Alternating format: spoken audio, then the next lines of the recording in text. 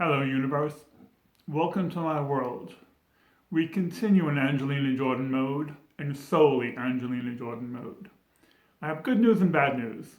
The good news is I'm become a YouTube video editor, and today is my first time I will be showing a video that I've edited. It has given me many more options, allowed me to be much more creative and really lean into this. The bad news is it does show that today is my first time, so there will be one or two or three blips. I really do need your appreciation and understanding around this.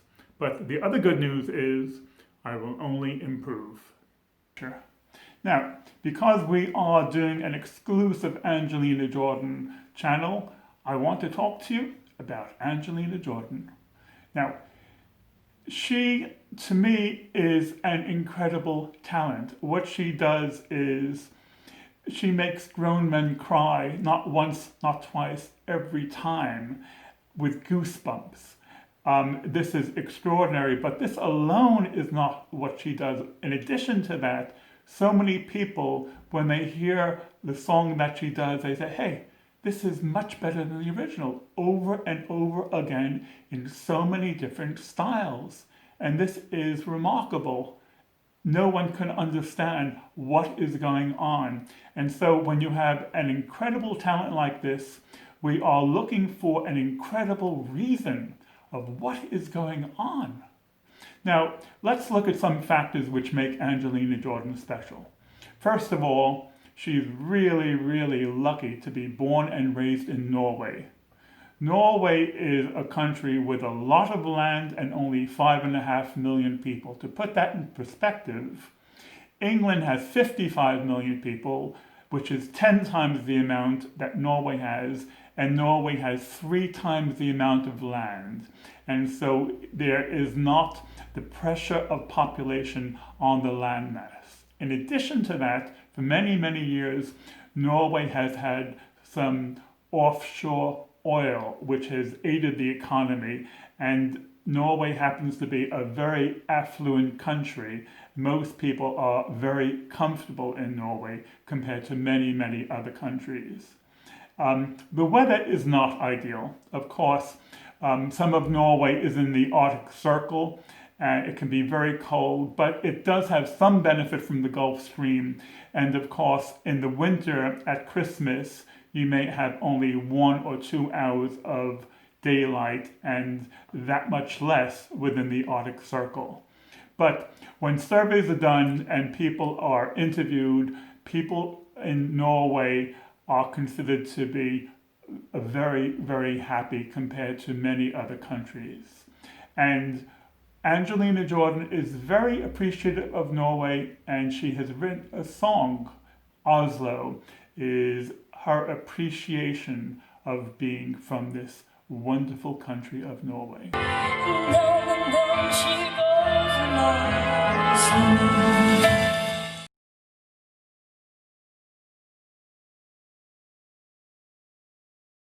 Cultural diversity is really important in Angelina's life. So Angelina is having this great cultural diversity from all these different directions. And there's a very, very clear example of what that means practically. So Angelina Jordan has basically been very heavily exposed to 5 different cultures. She was born and raised in Norway. She is fluent in the language, of course, and this is where she won Norway's Got Talent.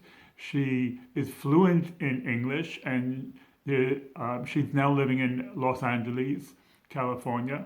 And she, of course, sings in English, and she was even singing in English at the age of 18 months. Remember that clip?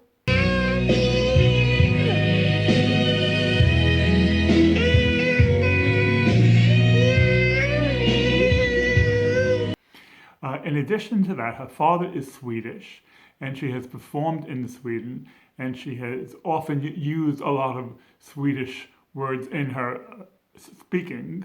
And the famous story when she was 6 years old and when she was visiting Tehran, the capital of Iran, she met the 6-year-old child and she gave them her shoes. She had a long conversation. She may or may not also be speaking Farsi, the native Persian language.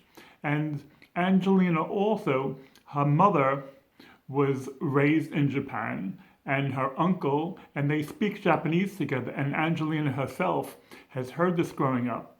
And she also has performed in Japan singing in Japanese.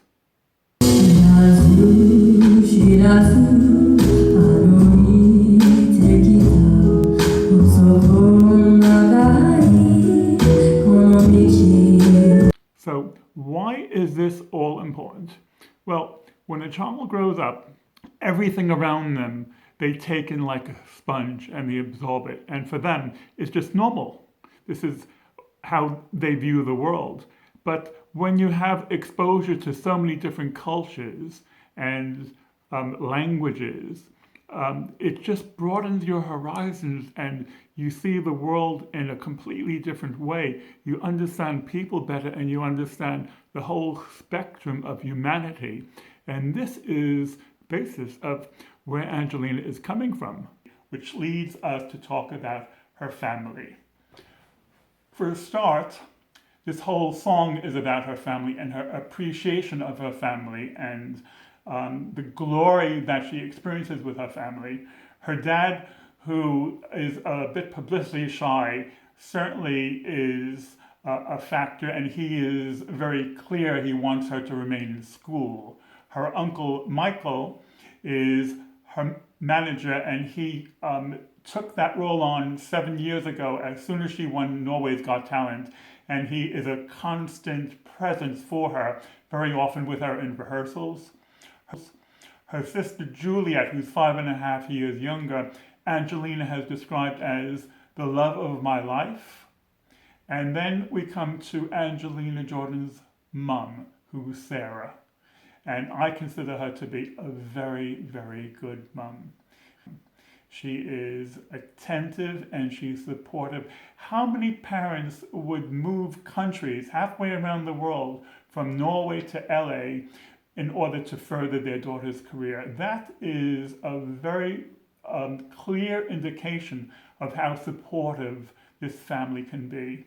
And if you watch the body language in interviews where Angelina is with her mum, they bounce off of each other. They have a type of rapport and ease. And there's something else going on. A lot of very gifted children will feel a bit of a freak. They will feel abnormal. Angelina Jordan feels that she is gifted, but she accepts it and she wears it very, very gently and very wonderfully. Now, the other thing I really, really need to talk about is what Angelina Jordan is experiencing from her mother, which is unconditional love. This is much too important for me not to talk about. Now, when I say love, I'm not talking about the love between a man and a woman. And in many languages, love has 5 or 10 or 15 different words. But love is not one-dimensional. If you have unconditional love, for example, some of you may have a dog, and the dog may give you love no matter what mood you are or how you treat it. A dog's love can be unconditional, but we're not talking about cross species, we're talking about the same species. And when a baby or a child experiences love from a very young age, not only is it a glorious feeling, a glorious experience, a glorious sensation, but what it does, it makes a baby and a child want to feel it more, and it makes them more and more open emotionally. So when a child experiences this type of love, it is just wonderful. It makes them, for a child, unconditional love is like sunshine to a flower. It just makes them open up. So now we come to Mary Zamani, Angelina's grandmother, who we are still looking for a special factor because unconditional love is not enough for Angelina Jordan to be a superstar. We're looking for another very, very special factor. Something which can really, really liberate her. And so we come to Angelina's grandmother. Angelina is very lucky because when she was born, her grandmother only 45 years old. And so Angelina Jordan caught her in the prime of her life and has some very, very good years with her. Because she's even still now a very young grandmother. I actually think grandmother is the wrong term to describe Mary Zamani with Angelina. I think if we call her a super mother, this doesn't mean the same as super mom. This is more like super as in Superman, which is a little bit different. Angelina Jordan says of her grandmother, a recent interview, that her grandmother has been her mentor. Now, English is my first language, and I understand the word mentor. Mentor to me means a teacher or a guide, but I think that's only part of it. I think we really are looking at role model. Angelina Jordan, at an incredibly young age, looked at her grandmother and decided that this was the role model that she wanted when growing up. Now, that doesn't mean she did not also look at her mother as a role model, and that does not mean that the unconditional love that Angelina Jordan had from her mother, also she has unconditional love from her grandmother. So she is having two different role models and two levels of unconditional love, which is, instead of a stereo experience, she's having a quadraphonic experience, which is that much richer and adds a different dimension. Now, there's another word I really need to throw at you. Some of you will know this word and others will not. But before we can come to this magical word, I have to give you something of an introduction. When I came to be a YouTube person, I made a promise to myself, under no circumstances would I discuss religion. It is too complicated and too controversial, and I therefore am about to choose my words very, very carefully, and I need your understanding and appreciation around this, that I'm not actually discussing religion. What I am going to be discussing is a life philosophy. I'm going to be discussing the foundations of how a character is developed. And let me give you an example of what I'm talking about. Hypothetically, let's say I have 3 different friends and they all have one quality in common. They all are very kind to everyone all the time in all circumstances. And they all see the goodness in people. But with these 3 friends, they came from different directions to reach this point. One of them was just born like this. This was just how he was. Another person actually came to this through their religion, because this is the teaching of their religion. And the third person was not religious, but they were in a country where the predominant religion teaches that. And so it has permeated and seeped into the culture. And so while they themselves are not religious, they have understood this from what the culture has evolved from this particular background. Which brings me to the word which I want to throw in your direction, which is Zoroastrianism. Now, this is the state religion in ancient Persia, starting in the time of ancient Greece, and it lasted at least 1,000 years, and it is still active in present-day Iran. And when we say Iran, you have to remember that Mary Zamani, Angelina's grandmother, is Iranian, and so ancient Persia and Iran is the same place.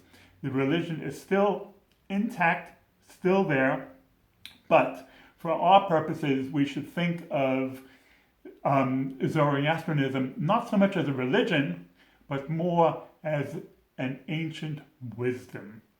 If we look at what Zoroastrianism teaches, It teaches that good will triumph over evil.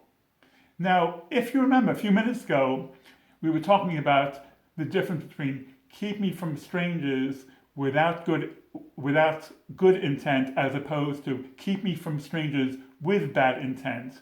So this to me captures the dynamic pull and the dynamic friction and fight between good and evil in those lyrics. Another thing that is captured in this ancient wisdom is it wants to bring happiness to all people in the world. This is so important, I'm going to repeat it again. It wants to bring happiness to all people in the world.